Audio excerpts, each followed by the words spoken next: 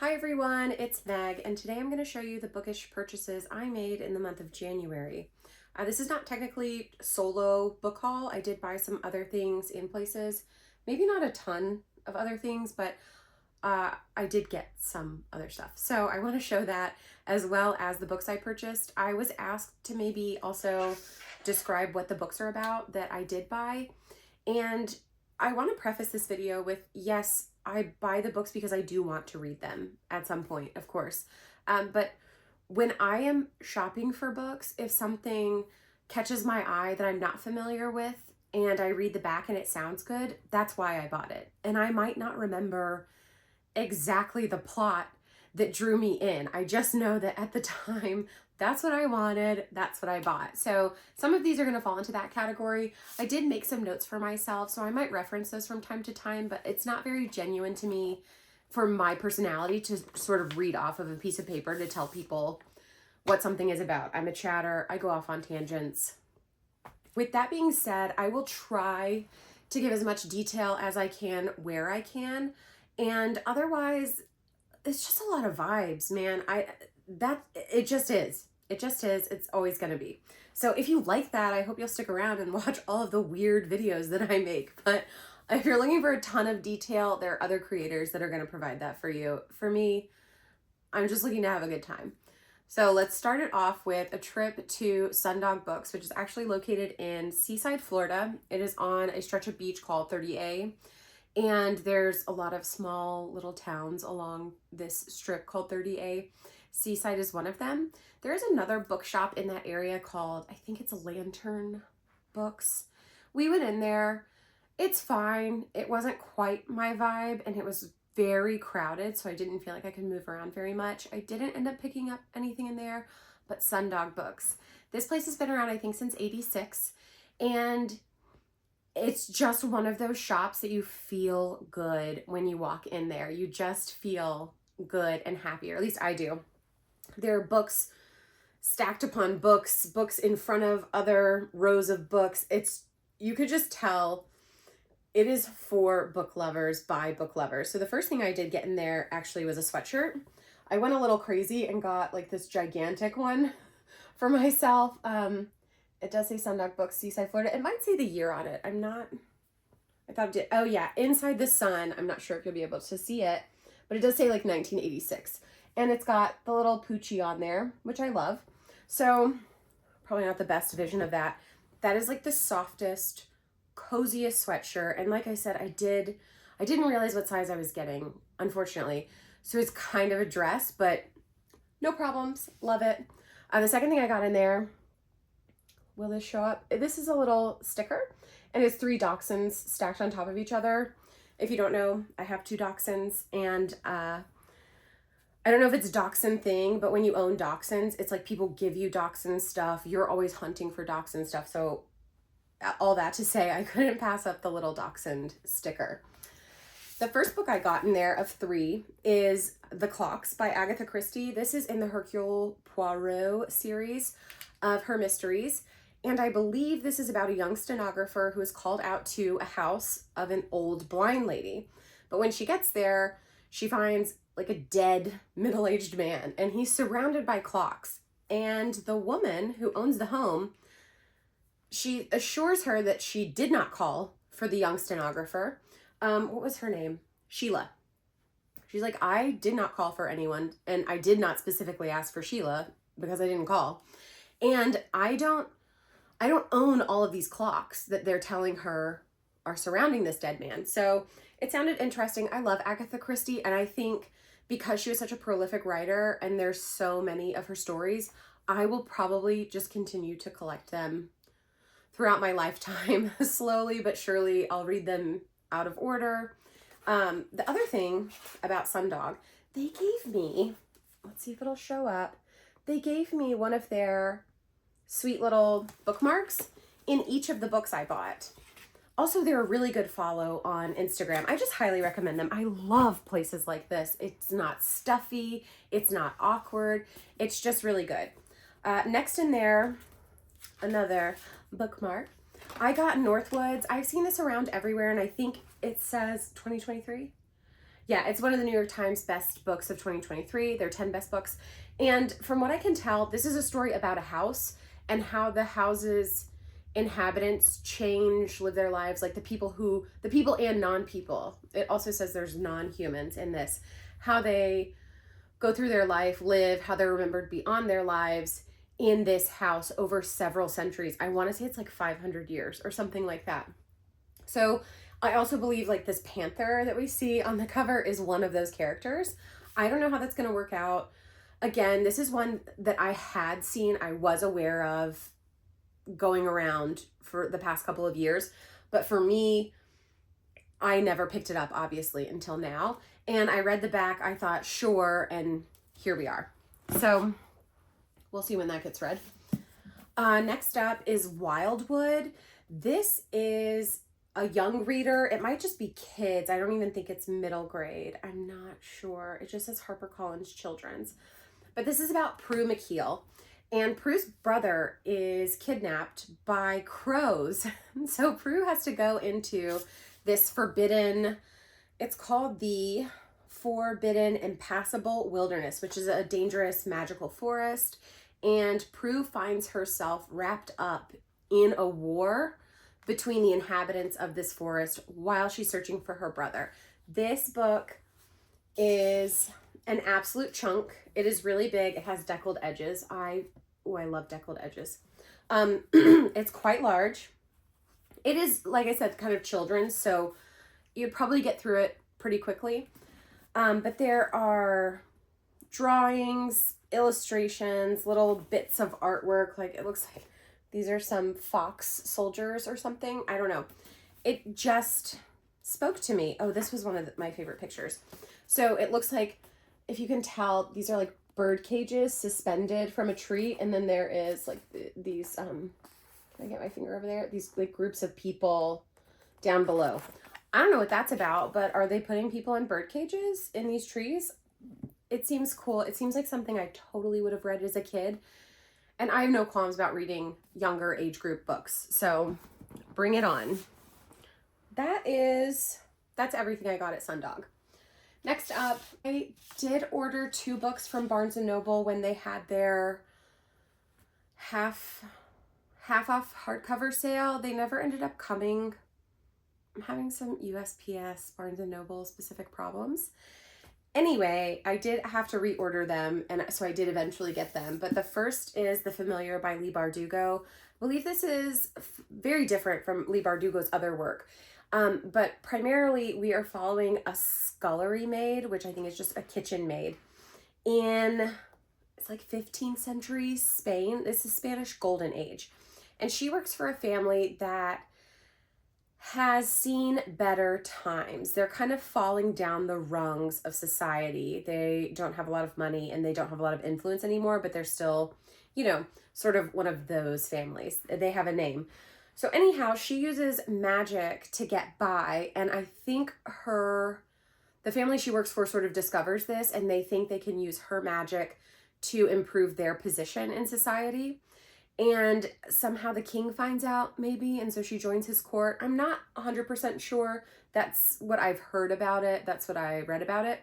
So I really loved Leigh Bardugo's series.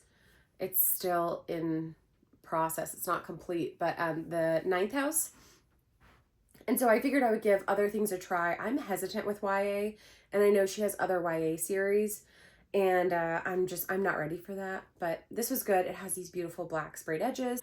This is Buried Deep by Naomi Novik. It's a collection of like myth retellings, fairy tale retellings, and I believe she does some, like I read a description that maybe she is doing a retelling of Pride and Prejudice, but it's set in a world from one of her other books. So it just sounded really interesting to me. I love a collection of stories, especially fairy tales, myths, those kinds of things. So this was right up my street. That's why I grabbed it. It's pretty. I love a hardcover that doesn't have a dust jacket. I don't know why, but I do. So this really called to me. There's no illustrations or artwork in here, but the cover's quite pretty. I really liked it, and that's why I got it. Next, okay, This is more Barnes& and Noble. I feel no shame. I can't help myself. I just like to buy books. I had a doctor's appointment. It went like stunningly well, and I was so excited, and I had a little bit of extra time on that day before I had to get back to work. So I stopped at Barnes& and Noble as like a treat to myself. I know, I'm an adult person. I am, but sometimes. So the first book I got in there was I Who Have Never Known Men. I've been a little hunty for this one. I've been looking for this one. I was going to buy the other cover. I don't know if it's the European edition or what. I've never seen this one, but apparently this is what we have here in America. So I was going to order the other cover from Amazon, but I want to buy physical books when I can, where I can, especially if I can get them independent. I know Barnes & Noble is not, but we are where we are, okay? So I got this, I Who Have Never Known Men. This is, I think, sort of like dystopian. And we have, I think it's, again, 39 women who are kept in this prison, like underground prison with guards. They don't really know how they got here, and they don't really remember much of their life before. So we don't know how they got here, why they got here. But I do believe there is also a young girl in there with them. There is definitely a young girl in there with them. And I believe she is their key to escaping. I think also that they do escape, and this is maybe them trying to figure out how to live outside of their prison. You know, when you're in it, your only focus is getting out, and then you get out and you're like, oh God, what is going on out here? So this really appealed to me. I've seen this going around a lot lately. I would have thought this was a contemporary, or it's contemporary, but I would have thought this was a newer release. And when I actually looked at the publishing details, this is originally published in 1995. So I don't know. I guess it's poignant for some people, and it's made the rounds. I blame probably Book Talk. It is really bringing up a lot of books, and I am happy for that. Everybody should just read. So yeah, 1995. Yeah, crazy, right? But it sounds really good. I love books like that, and it's a baby book. More Days at the Murasaki Bookshop. I think in my first haul, I had bought the first one. I've already read both. I absolutely love them. These are slice of life. So in this, we are kind of meeting back up with Takako and her uncle Satoru, and kind of the goings on at the Murasaki Bookshop. I know not everybody's into the slice of life, character driven, not a whole lot of plot. I love them. Again, very small book. I think I read most of this sitting outside in my driveway in a camping chair while my husband did stuff outside. And honestly, the experience was enough for this to be like a 5-star book. But I just really like these. I like the Japanese translations. I'm realizing how much care is put into them. And this was just another good one. I want to fall into this world. So I would recommend it for sure. Another in the baby books that I picked up at this Barnes & Noble little trip is Thornhedge. This is by T. Kingfisher, and I am fully in my T. Kingfisher era, my T. Kingfisher obsession. This is a Beauty and not a Beauty and the Beast. This is a Sleeping Beauty retelling wherein our fair maiden is maybe not the one needing rescuing. I just loved it. The main character is toadling. She is tasked with guarding this tower where our, princess sleeps. And she has seen centuries go by and things change. She's seen plague. She's seen the roads being built up around her. She's seen everything. And one day a knight shows up, and this knight is not your typical knight. He's a little scraggly. He's a little maybe thin and doesn't look the nicest. But he's on a mission, and he wants to rescue a fair maiden. He wants to break a curse. And this is about him finding out all about toadling, how she ended up here, and that maybe she's not quite the fairy being that he thought at first. So I absolutely loved it. For such a little book, I know it's probably quite a mouthful of explanation, but I really, really enjoyed it. I think I read this in one day. And I just cannot get enough of T. Kingfisher. I don't know what it is about her writing style, but it just draws me in. There are laugh out loud moments. it's such clever sort of fantasy mysticism, and I really cannot get enough. So I would recommend that as well. Again, already read it. Book 4 of this haul at Barnes & Noble is Horror Store. This is a Grady Hendrix horror novel. From what I can understand, we're at sort of like a lower level IKEA, but it is a big box store in Ohio. I believe it's set in Ohio. And every morning when the staff comes in, things are awry. The store is a mess, or like things are broken, and the security cameras aren't picking anything up, and just like strange things are happening. So I believe in this book, what we're following is a certain little group of the staff who has said, we are going to stay overnight and see if we could get to the bottom of what is going on here. So a real, like, can you see? They have like the drawings and stuff of their items, like an IKEA catalog. And so they're basically trying to get to the bottom of what is going on. Very much like a horror, like haunted house style horror, being stuck in with the stuff. And I love the little details on the cover. I don't know if you can see. I love that. There were a couple girls in my book club who said they had read this, and if you can kind of get over the outrageous factor, it's really good. And I 100% can. The more outrageous, the better. Bring it on. The last book I got while I was there physically at Barnes & Noble is Fathom Folk. This called to me because it has mermaids on it. I love a mermaid. And then I noticed that kind of looks like a Kelpie. It has a very Asian-inspired look to me. It looks quite Japanese. That also called to me.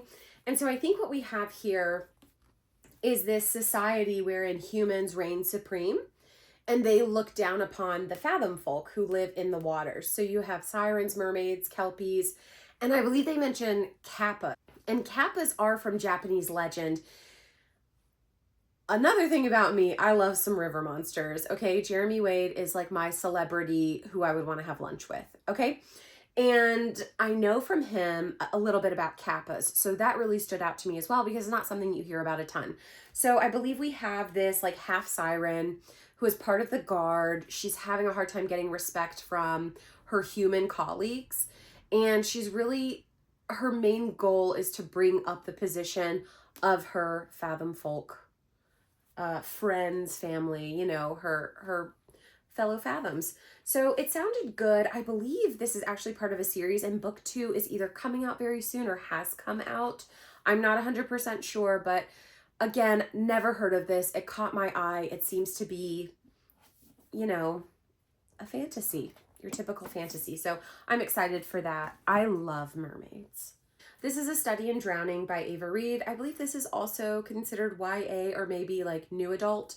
And this is, again, my understanding, an architecture student. She's the only female architecture student in her school. And she gets the chance to redesign the home of her kind of idol in the design world. And she gets there and the staff is not very helpful and the place is kind of in ruins.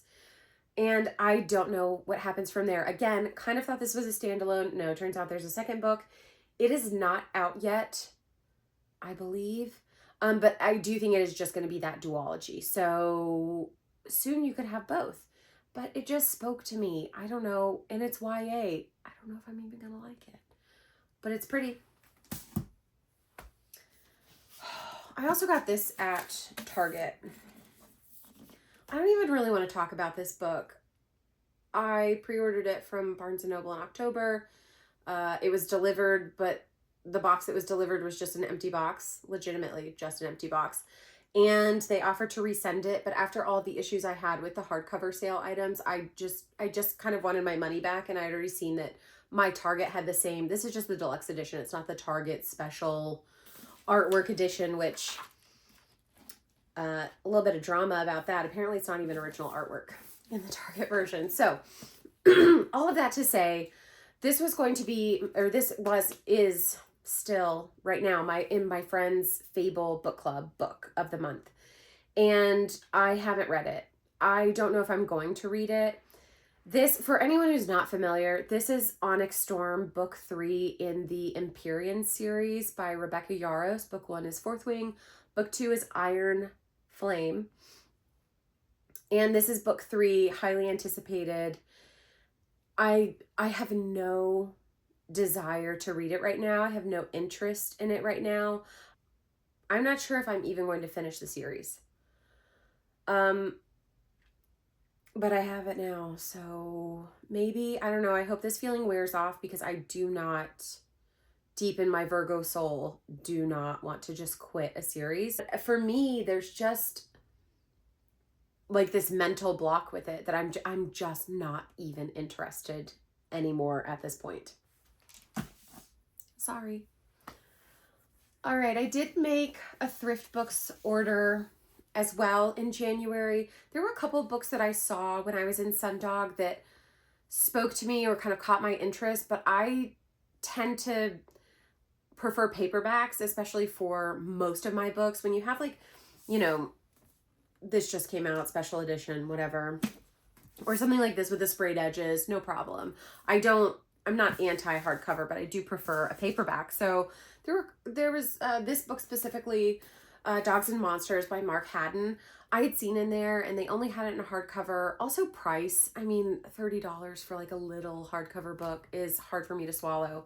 So I knew I wanted it, and I checked thrift books, and they had it, and it's in great condition. It's a paperback. You know, you could tell it's been read, or at least been handled. Does not bother me at all. This, from what I can tell, is a collection of retellings, sort of like Greek myth retellings, but in a more contemporary way, and dogs feature heavily in this. I like dogs. I hope I don't regret picking this up. I hope there's no like harm against dogs or anything like that.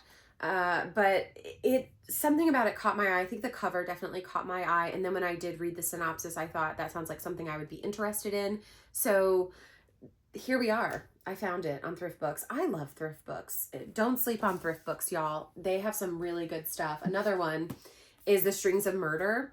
This is one that Alice, okay, if you guys don't know the book Castle, Alice, she is phenomenal. I'm mildly obsessed with her.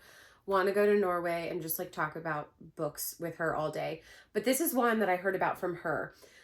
This is, however, a closed door mystery, murder mystery, about a violinist who is murdered in a locked room.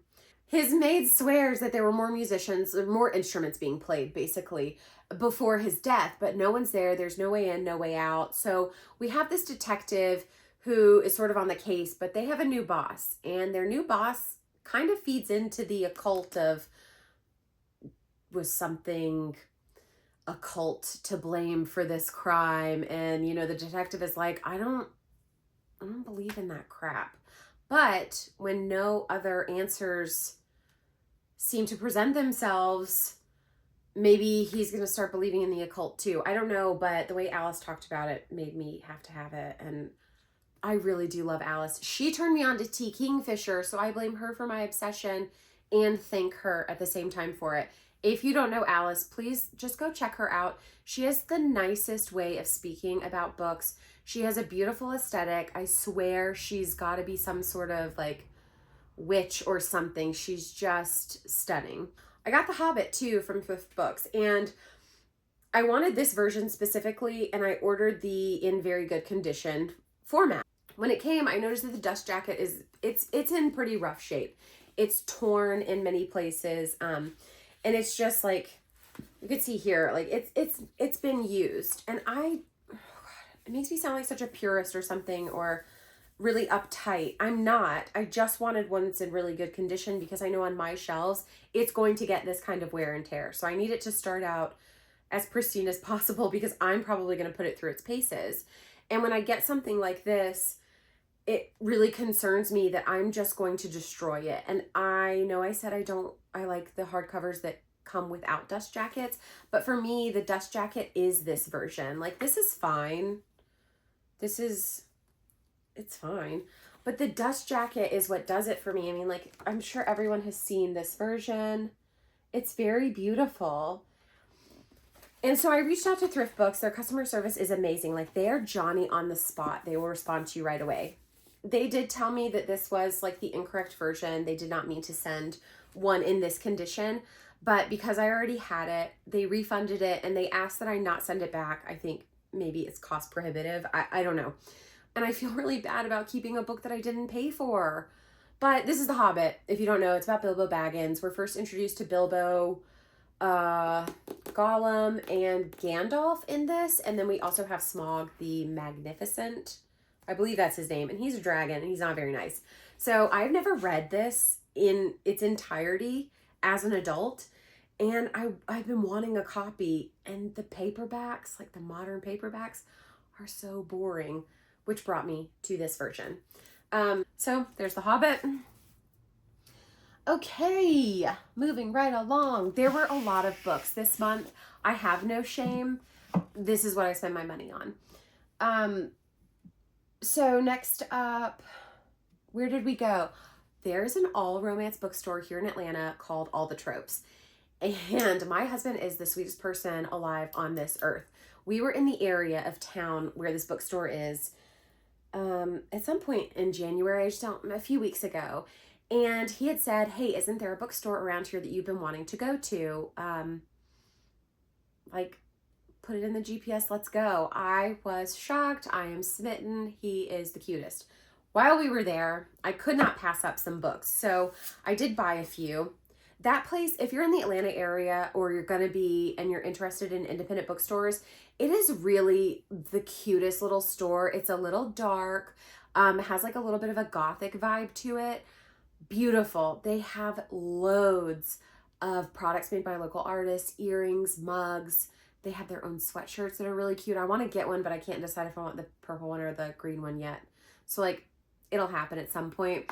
But they have stickers. They have these beautiful like stained glass hangings in the windows that I think are probably for purchase. I just love being in there. I feel good in there. It's not like Sundog. It's a different kind of feeling good.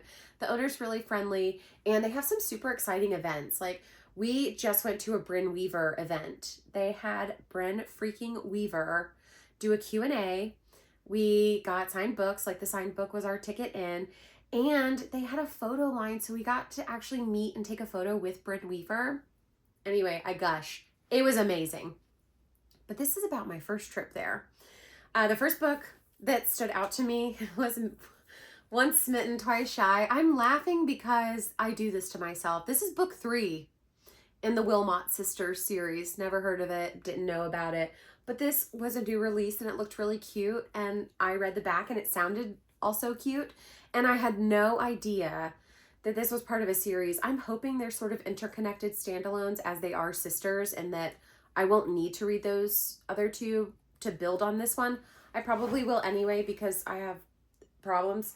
But yeah, this to me, I think reads like a friends to lovers or like an also fake dating relationship. The cover is so stinking cute. How cute are they? So that's why I got it. I don't know. I'm probably gonna have to read all of them now. Next up was Best Hex Ever. This is about a kitchen witch, and she has her own, I think it's a cafe. It's a cafe, not a restaurant. And she's at her best friend's wedding where she meets Scott, our other main character, who has been traveling for several years and has come back to London after kind of a bad breakup. He's the best man in the wedding. She's the maid of honor. So over this sort of wedding weekend, they get closer. But problem, our kitchen witch is cursed. And anytime someone starts to have feelings for her, they're hit with like a string of bad luck. So she's faced with like, am I going to be able to break the curse or what? Because I like Scott. So we'll see what happens. I'm sure there's a happy ever after because I can't if there's not. And this cover is too freaking cute for it not to have a happy ever after. So yeah, I'll report back. This has been on my radar for a while. This is A Grim Reaper's Guide to Catching a Killer. The only thing is, Like I said, I got this in a romance-only bookstore. I can't tell if there's any romance in this. There could be. I don't know. Again, this is book one in what's gonna be a series. There's no other books out yet, and I don't even think there's like titles for a second or third or whatever book. But our main character is getting divorced. She's pregnant with her soon-to-be ex-husband's baby, and she's a Grim Reaper. So her latest soul has run away from her. She has lost him. And it turns out that he believes he was murdered by the company that she works for as a Grim Reaper, which is called Scythe. And she kind of has to solve this for him, or else risk, I guess, losing his soul, in which case he is doomed to haunt Earth forever. And I think she has something like 90 days. That could be totally wrong.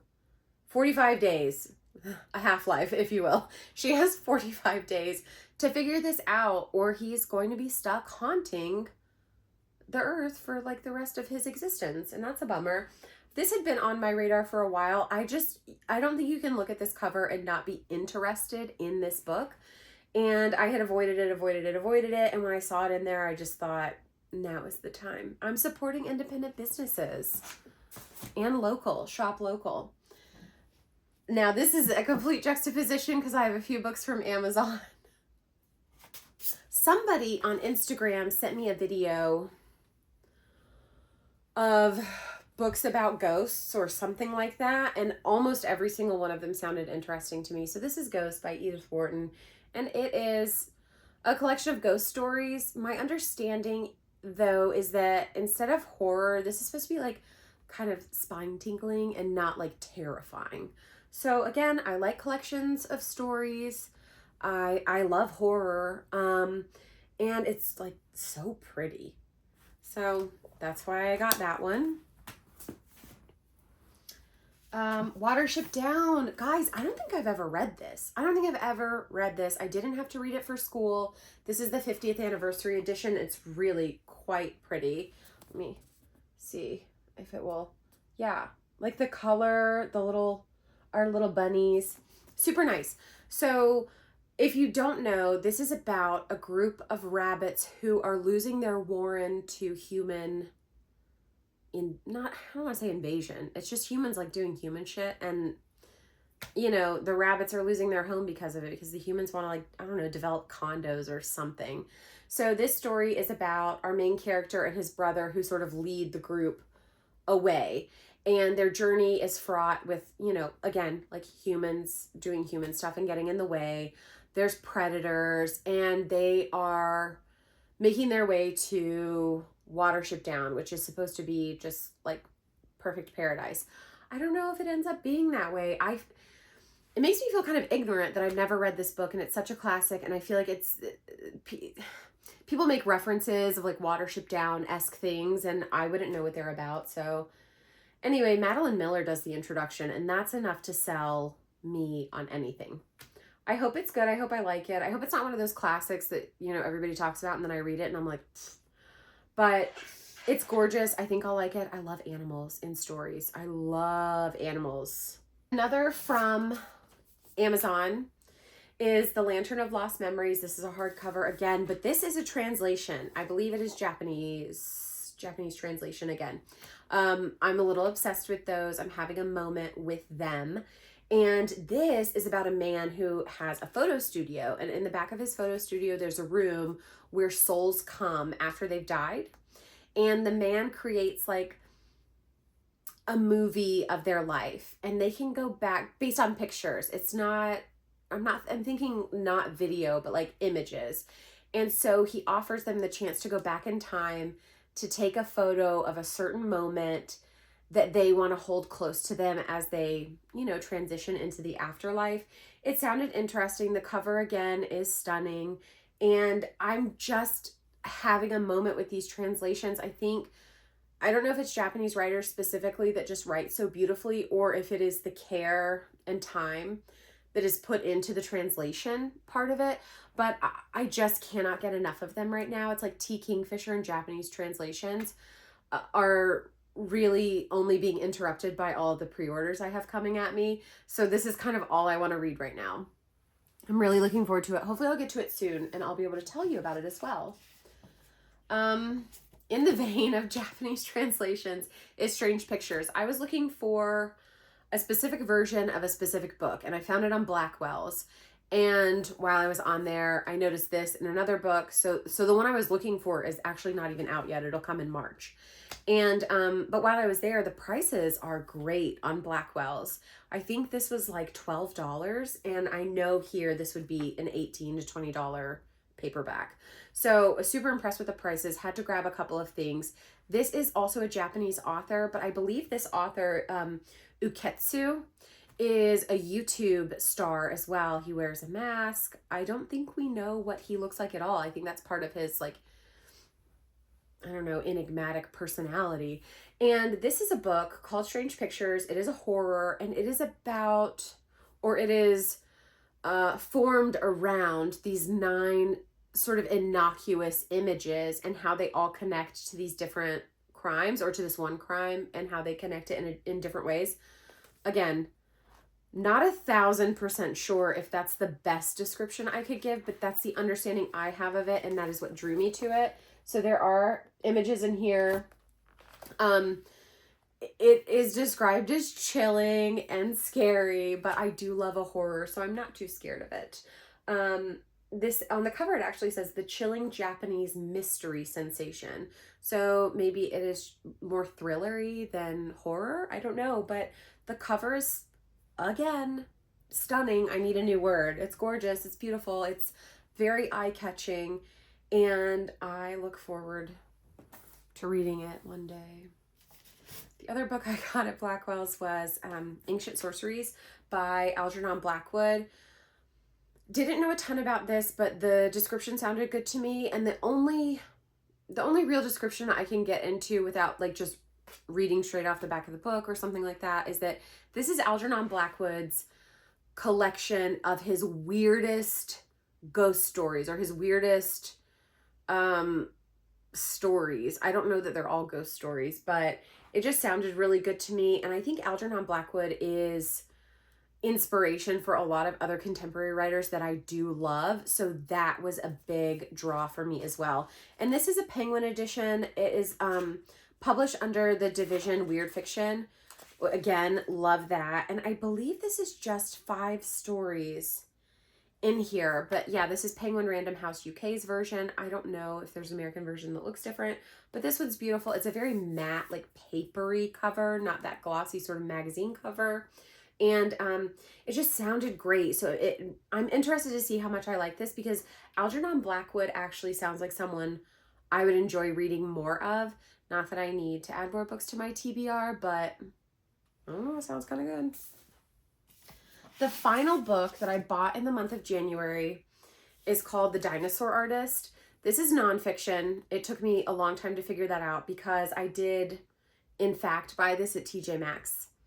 And it was $4. And another thing to know about me, we're really like getting to know each other today.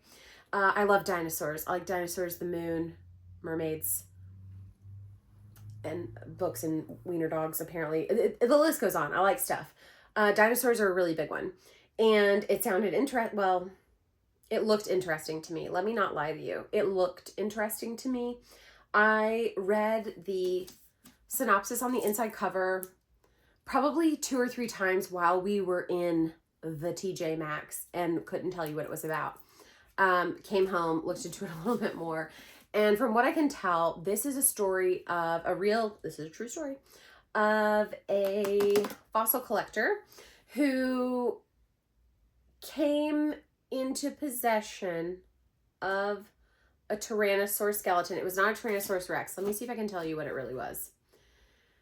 I don't think it was a Tyrannosaurus Rex. The Tyrannosaurus Bataar, which is a close cousin to the Tyrannosaurus Rex. He came into it, and it was illegally, basically. I don't know if it was stolen before he got it and he bought a stolen one, or if he was involved in the stealing, but he did.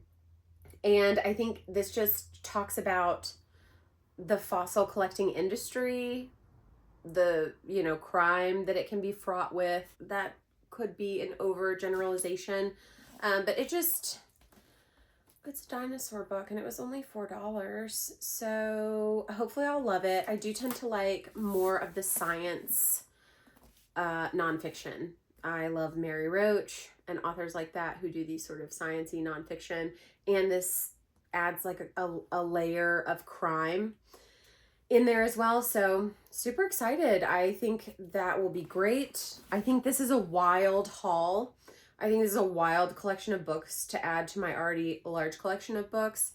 And it is today, February 15th, and I have been buying books in February. I have already bought probably enough to do another haul. And I think the nature of my book buying will allow for me to probably do a monthly book haul.